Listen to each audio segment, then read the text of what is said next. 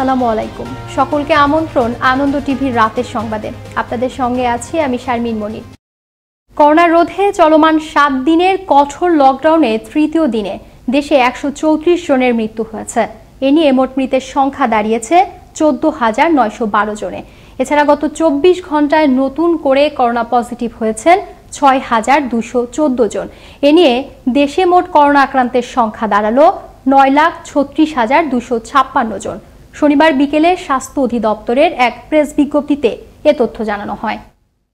Corona সংক্রমণ রোধে চলছে 7 দিনের লকডাউন। লকডাউনের তৃতীয় দিনে রাজধানীর বিভিন্ন সড়কে চেকপোস্ট বসিয়ে যানবাহন ও পথচারীদের চলাচল নিয়ন্ত্রণ করে ঢাকা মেট্রোপলিটন পুলিশ ডিএমপি। অপ্রয়োজনে ঘর থেকে বের হওয়াদের আটক করে জরিমানা করা হয়। শনিবার বিকেলে রাজধানীর উত্তরায় ডিএমপির কার্যক্রম পরিদর্শন করেন উত্তরা জোনের ডিসি সাইফুল ইসলাম। আমরা উত্তরা বিভাগের পক্ষ থেকে বেশ কয়েকটি জায়গায় আমাদের চেকপোস্ট কার্যক্রম পরিচালিত হচ্ছে। তো আমরা 55 জনকে আটক করেছি। তাদের মধ্যে 42 জনকে ভ্রাম্যমাণ আদালত কর্তৃক বিভিন্ন মেয়াদে শাস্তি এবং জরিমানা প্রদান করা হয়েছে। কঠোর লকডাউনের তৃতীয় দিনে রাজধানীর অলিগলিতে দেখা যায় কিছুটা ঢিলে ঢালা ভাব। খোলা থাকে মুদি ও চায়ের দোকান। প্রয়োজনে অপ্রয়োজনে ঘোরাঘুরি করছেন মানুষজন। রাজধানীর বিভিন্ন এলাকা ঘুরে আরো জানাচ্ছেন জয়নাল আবেদিন।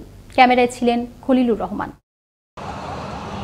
করোনা সংক্রমণের লাগাম টানতে কঠোর লকডাউন দিয়েছে সরকার। লকডাউনের আজ তৃতীয় দিন। রাজধানীর মহাসড়কে শৃঙ্খলা থাকলেও অলিগলিতে নেই স্বাস্থ্যবিধির বালাই। সেখানে আগের মতোই জটলা দেখা মিলছে।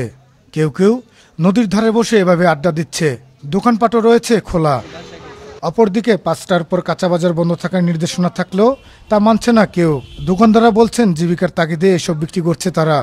না, আসলে 5টা পরে দোকান বন্ধ রাখার কথা ঠিক আছে, কিন্তু মনে করেন আমরা এইখানে আসি 5টার পরে একটু টুকটাক বেচা কিনা হয়, এই জন্য আসি আর কি। নির্ধারিত করে দিচ্ছে 5টার পরে রোডে বেরোনো সম্ভব না, কিন্তু আমরা কি করব? আমাদেরও তো একটা পেট আছে, আমাদেরও তো বাঁচতে হবে। কি করবো, সব পেটের দায়, গরিব মানুষ সবাই কি করবো, এইভাবেই সবাই দোকানদারি করে খায়। তবে লকডাউনে নিম্ন আয়ের মানুষ পড়েছে বেকায়দায়। তাদের দাবি লকডাউনে খাদ্য নিরাপত্তা নিশ্চিত করতে হবে। কেউ কেউ বলছেন পেটের তাগিদেই তারা অমান্য করছেন সরকারি নির্দেশনা। আমার তো বাবা গরম নাই, বাড়িও নাই, মাসে বাইতেই বাড়া, মাসের ভাড়া নিতে দিলে মাসে করে তালা মারে তো দেয়। চল তো কাহি লেগে গেছে সারাদিনে, মাসে 8 হয়েছে 20 টাকা, বিয়ে কাউ তো মাসে দেয় না। আমরা কি করবো? আঙ্গর ওয়াই কি কর? করোনার কোন ভয় পাই না আমরা ভয় পাই লকডাউনে। ঘরে থাকলে আমরা খাওয়ান দেবো খারা, আমরা খাওয়ান কইবাম। করোনা মহামারীতে কর্মহীন হয়ে পড়েছে নিম্ন আয়ের খেটে খাওয়া মানুষ। তাদের দাবি নিশ্চিত করতে হবে তাদের খাদ্য নিরাপত্তা। অপরদিকে স্বাস্থ্যবিধির বিষয়ে যারা উদাসীন তাদের নিজেদের ও পরিবারের স্বার্থে হতে হবে সচেতন। জয়নাল আবেদিন, আনন্দ টিভি, ঢাকা। রাজধানীর আশুলিয়ায় চাঞ্চল্যকর বৃদ্ধ জয়নাল আবেদিন হত্যাকাণ্ডের সাথে জড়িত মূল হোতা রুবেলকে গ্রেফতার করেছে র‍্যাব 1। শনিবার সকালে গোপন সংবাদের ভিত্তিতে ঢাকার হাজারীবাগের বউবাজার এলাকায় অভিযান পরিচালনা করে তাকে আটক করা হয়।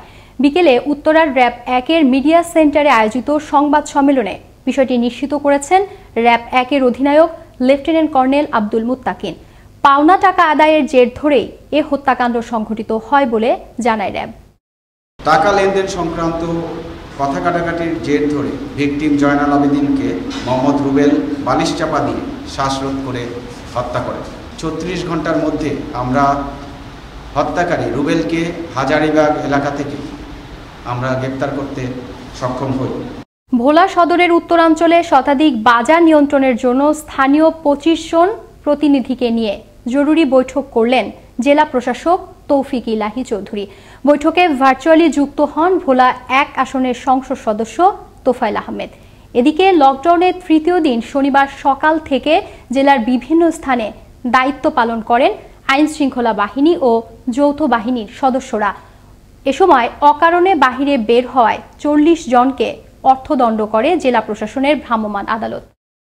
করোনা ভাইরাস সংক্রমণ উদ্বেগজনক হারে বৃদ্ধি পাওয়ায় সারা দেশের মতো সাতক্ষীরার শ্যামনগরেও লকডাউন বাস্তবায়নে পুলিশ, বিজিবি, নৌবাহিনী ও সেনাবাহিনীর পাশাপাশি তৎপর থাকে উপজেলা প্রশাসন। এ সময় স্বাস্থ্যবিধি নিশ্চিতে উপজেলার বিভিন্ন স্থানে ভ্রাম্যমাণ আদালত পরিচালনা করেন উপজেলা প্রশাসনের নির্বাহী ম্যাজিস্ট্রেট। টাঙ্গাইলে লকডাউনের তৃতীয় দিন শনিবার সকাল থেকে জেলার প্রতিটি উপজেলার প্রধান প্রধান সড়কগুলোতে কঠোর অবস্থানে থাকে পুলিশ, র্যাব, বিজিবি ও সেনাবাহিনীর সদস্যরা। এ সময় স্বাস্থ্যবিধি নিশ্চিতে অভিযান পরিচালনা করে জেলা প্রশাসনের ভ্রাম্যমাণ আদালত। মাদারীপুরে সরকার ঘোষিত কঠোর লকডাউনের তৃতীয় দিন শনিবার সকাল থেকে বন্ধ থাকে নিত্য প্রয়োজনীয় ছাড়া সব ধরনের দোকানপাট। জেলা জুড়ে পুলিশ, র্যাব, বিজিবি ও সেনাবাহিনীর কঠোর নজরদারির পাশাপাশি স্বাস্থ্যবিধি রক্ষায় অভিযান পরিচালনা করে জেলা প্রশাসনের 16টি ভ্রাম্যমাণ আদালত। এ সময় বিধিনিষেধ অমান্য করায় দোকানি ও বিভিন্ন জনকে অর্থদণ্ড করা হয়। গোপন সংবাদের ভিত্তিতে জয়পুরহাটের 5 বিবি থেকে আলু বোঝাই একটি পিকআপ ভ্যান থেকে বিপুল পরিমাণ ফেনসিডিল সহ 2 মাদক ব্যবসায়ীকে আটক করল জেলা সিআইডি। শুক্রবার মধ্যরাতে উপজেলার ঢাকা বাইপাস সড়কের ভূতগাড়ি এলাকা থেকে তাদের আটক করা হয়। আটককৃতদের শনিবার দুপুরে 5 বিবি থানায় হস্তান্তর করা হয় বলে জানায় সিআইডি। করোনা ভাইরাস সংক্রমণ নিয়ন্ত্রণে সরকার ঘোষিত 7 দিনের কঠোর লকডাউনের তৃতীয় দিন মানিকগঞ্জ জেলা জুড়ে লকডাউন বাস্তবায়নে মাঠে থাকে জেলা প্রশাসন।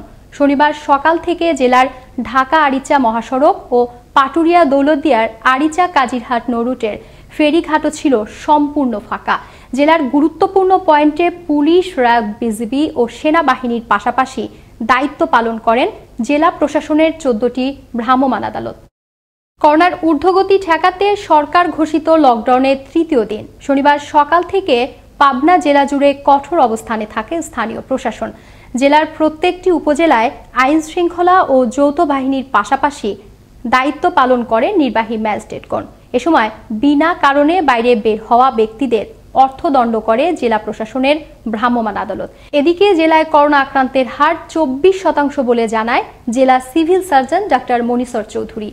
জনগণের সচেতনতার অভাব, স্বাস্থ্যবিধি না মানা এবং আমাদের সীমান্তবর্তী জেলাগুলোর পার্শ্ববর্তী জেলা হওয়ার যদি সবাই সুষ্ঠুভাবে মেনে চলেন তাহলে আমাদের করোনা পরিস্থিতির উন্নতি হবে। সিরাজগঞ্জের উল্লাপাড়ায় কঠোর লকডাউনের তৃতীয় দিন শনিবার সকাল থেকে নিত্য প্রয়োজনীয় ছাড়া বন্ধ থাকে সব ধরনের দোকানপাট। উপজেলার বিভিন্ন স্থানে লকডাউন কার্যকর করতে স্থানীয় প্রশাসনের পাশাপাশি তৎপর থাকতে দেখা যায় সেনাবাহিনীর সদস্যদেরকেও। করোনায় দিশেহারা খুলনা।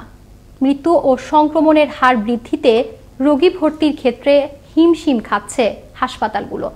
রোগী চাপ সামাল দিতে খুলনা আবু নাসের বিশেষায়িত হাসপাতালে চালু করা হলো আরও 45 শয্যা বিশিষ্ট করোনা ইউনিট এবং আজই ছিল রোগীদের সেবা প্রদান কার্যক্রমের প্রথম দিন। খুলনা ব্যুরো প্রধান আমজাদ আলী লিটনের প্রতিবেদনে আরো জানাচ্ছেন মোস্তফা কামাল তোহা।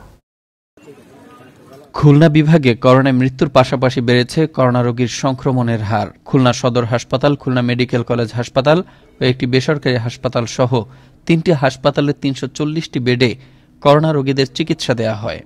বেডের চেয়ে রোগীর সংখ্যা বৃদ্ধি পাওয়ায় চিকিৎসা সেবা দিতে হিমশিম খাচ্ছে ওই 3টি হাসপাতাল। এ পর্যন্ত খুলনা জেলায় করোনা আক্রান্ত হয়ে মারা যায় 285 জন, আর করোনা আক্রান্ত হয়ে ভর্তি রয়েছেন 597 জন, যার কারণে স্বাস্থ্য মন্ত্রণালয়ের নির্দেশে খুলনা আবু নাসের হাসপাতালে 45 শয্যা বেড বিশিষ্ট করোনা ইউনিট খোলা হয়েছে। আজ থেকে রোগী ভর্তি শুরু হয়, এর জন্য সকল প্রস্তুতি সম্পন্ন করা হয়। ইতোমধ্যেই রোগী ভর্তির পড়েছে হিড়িক। কোভিড রোগীর রেজিস্ট্রেশন অলরেডি হয়ে গেছে এবং ভর্তি করার জন্য আমরা প্রস্তুত এবং আজকে থেকে ইনশাআল্লাহ রোগী আমরা ভর্তি নিয়ে নেব। আজকে শুরু হয়েছে 1 নম্বর থেকে 42 পর্যন্ত আমাদের সিরিয়াল শুরু হয়েছে। অন্য হাসপাতালগুলোতে রোগী ভর্তির সুযোগ না পাওয়া ভুক্তভোগী রোগীর পরিবার সদ্য চালুকৃত আবু নাসের বিশেষায়িত হাসপাতালে শয্যা পেয়ে সন্তোষ প্রকাশ করেন। অনেক হাসপাতালে খোঁজ নিয়েছি, কোনো হাসপাতালে সিট খালি ছিল না, 250 বেডে ছিল না, গাজী মেডিকেলে ছিল না, সদরে ছিল না। আমরা এখন আবু নাসের হাসপাতালে এসেছি। জনবল কম থাকলেও বর্তমান পরিস্থিতি মোকাবেলা করতে হাসপাতালটি সক্ষম রয়েছে বলে জানালেন হাসপাতালের ভারপ্রাপ্ত পরিচালক এস.এম. মোর্শেদ আহমেদ। যে জনবলই আছে সরকারের নির্দেশে সেই জনবল নিয়েই আমরা ঝাঁপিয়ে পড়েছি করোনা ইউনিট চালু করার জন্য এবং আমরা করোনা ইউনিটের কাজ শুরু করে দিয়েছি। করোনায় দেশে যে কটি জেলা বা বিভাগ সবচেয়ে বিপর্যস্ত তার মধ্যে খুলনা একটি। করোনার প্রাদুর্ভাব কাটিয়ে আবার জেগে উঠবে বেঁচে থাকার স্বপ্ন। হাসপাতাল মুখ মানুষগুলো ঘরমুখ হবে এমনটি প্রত্যাশা সবার। মোস্তফা কামাল তোহা, আনন্দ টিভি, ন্যাশনাল ডেস্ক। কঠোর লকডাউনের তৃতীয় দিনে সিলেট নগরী জুড়ে ছিল পুলিশ ও সেনাবাহিনীর কঠোর নজরদারি। গুরুত্বপূর্ণ বিভিন্ন সড়কে বসানো হয় চেকপোস্ট। সকালে নগরে জনসমাগম কম হলেও বেলা বাড়ার সঙ্গে সঙ্গে তা বাড়তে থাকে। সড়কে ব্যক্তিগত যানবাহন কম থাকলেও চলাচল করে রিকশা ও মোটরসাইকেল। লকডাউন বাস্তবায়নে প্রতিদিনই জেলা জুড়ে কাজ করছে একাধিক মোবাইল কোর্ট। পাবনা সদর উপজেলার দক্ষিণ রামচন্দ্রপুর গ্রামে সুমন পারামানিক নামের এক যুবককে কুপিয়ে হত্যার অভিযোগ উঠেছে এক প্রতিবেশীর বিরুদ্ধে। এ ঘটনায় নিহতের বিক্ষুব্ধ স্বজনরা হামলাকারীর বাড়িতে আগুন ধরিয়ে দেয়। শনিবার দুপুর 1টার দিকে এ ঘটনা ঘটে। পুলিশ ঘটনাস্থলে গিয়ে নিহতের লাশ উদ্ধার করে মর্গে পাঠায়। জড়িতদের গ্রেফতারের চেষ্টা চলছে বলে জানায় পুলিশ।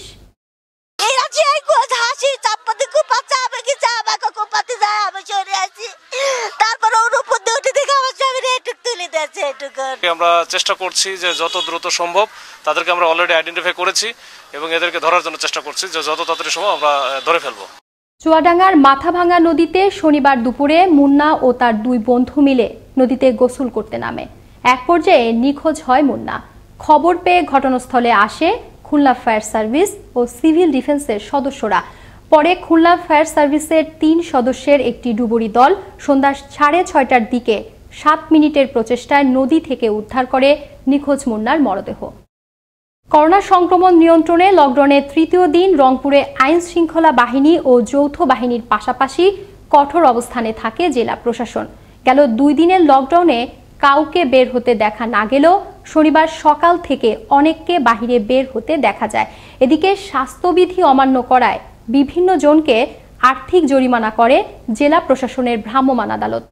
তো কয়েকদিনের মতো আজকেও জেলা প্রশাসক স্যারের নির্দেশনায় 5টি টিম মাঠে কাজ করতেছে। প্রত্যেকটি টিমের সাথে একজন করে এক্সিকিউটিভ ম্যাজিস্ট্রেট রয়েছেন।